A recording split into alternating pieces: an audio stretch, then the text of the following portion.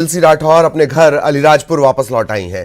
Chelsea का कहना है कि भारत सरकार ने वतन वापसी के लिए हर संभव मदद की और इसके चलते यूक्रेन में फंसे सभी छात्र भारत वापस लौट सके हैं। चेल्सी के पिता मनोज राठौर ने प्रधानमंत्री को धन्यवाद दिया है।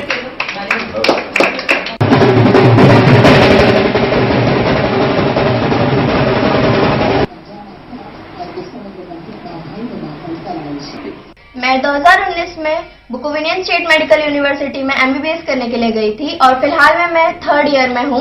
और जैसा कि आप सबने देखा कि रशिया यूक्रेन वॉर की चर्चा चली रही है और रशिया ने अपना पहला अटैक हमारे यूक्रेन के कैपिटल कीव में किया। वहां पे उन्होंने एयरपोर्ट पे सबसे पहला टारगेट किया, जिसकी वजह से हम लोग वापस नहीं आ सकते थे।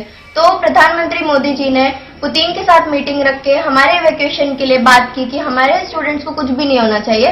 तो मोदी जी ने इस चीज के लिए हमारे लिए अश्योरिटी दी कि तुम जहां भी जाओगे अपना फ्लैग लगा के जाओ, इंडियन फ्लैग लगा के जाओगे। तुम अगर झंडा लगाओगे अपना तिरंगा तो तुम्हारे साथ कुछ भी नहीं होगा।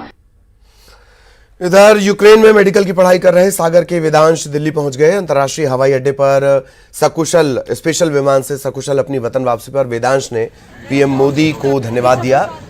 मंगलवार शाम वो सागर पहुंचेंगे और दिल्ली में पहले वो रुकेंगे और उसके बाद फिर दिल्ली से सागर के लिए रवाना होंगे।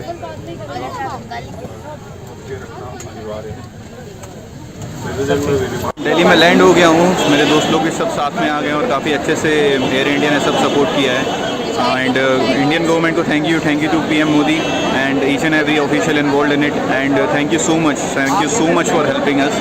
बट रिक्वेस्ट भी है कि मेरे फ्रेंड्स लोग अभी भी फंसे हुए हैं, बंकर्स में भी हैं, कुछ बॉर्डर्स पे हैं, कुछ प्रोसेस में हैं।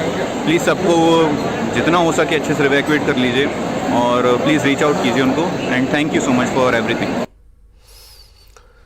तो अच्छी बात है, छात्रों की वापसी का सिलसिला चल रहा है और सोचना चाहिए सभी को कि आखिर क्या जरूरत होती है कि यूक्रेन ही जाकर छात्र पढ़ते हैं। वो एक बड़ा सवाल है, उस पर भी विचार होना चाहिए। बहरहाल ऑपरेशन गंगा और सहयोगी अरुण हमारे साथ जुड़े हुए हैं। अरुण के पास आपको लिए चलेंगे। अरुण, वापसी का सिलसिला लगातार जारी है और अब धीरे धीरे और भी छात्रों के आने का सिलसिला तेज होगा ऐसा लग रहा है। अरुण,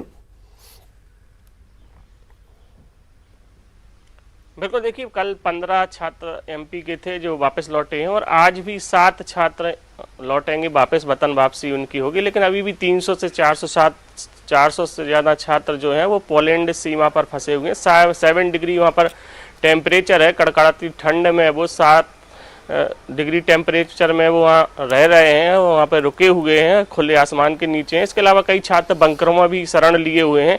और सबसे बड़ी बात यह है कि वतन वापसी का जो सिलसिला है वो छात्रों को काफ़ी उम्मीद बांधे हुए है और लगातार छात्रों की वतन वापसी भी हो रही। लेकिन सबसे बड़ा सवाल है वो यही है जो आपने उठाया था कि आखिरकार उन्हें मेडिकल की पढ़ाई करने यूक्रेन क्यों जाना पड़ रहा है, जबकि भारत में इस तरह की सुविधाएं अभी तक आज़ादी के 70 साल बाद भी ये विकसित नहीं हो पाई, विकास नहीं हो पाया भारत में कि सस्ती पढ़ाई हो सके यहाँ पर मेडिकल की, जिससे उन्हें यूक्रेन जाना ही नहीं पड़े। लेकिन अपने देश में इस तरह की सुविधाएं नहीं है मेडिकल की पढ़ाई की, इसलिए छात्र वहाँ पहुँचते हैं। और अब देखिए युद्ध के हालात है, ऐसे में कई छात्र, हजारों छात्र वहाँ पर फंसे हुए हैं। हालांकि उनकी धीरे धीरे वतन वापसी हो रही है, लेकिन जब तक उनकी वतन वापसी नहीं हो रही है तब तक तो उनके माँ बाप भी चिंतित हैं और मुश्किलों भरा समय उनके लिए भी है।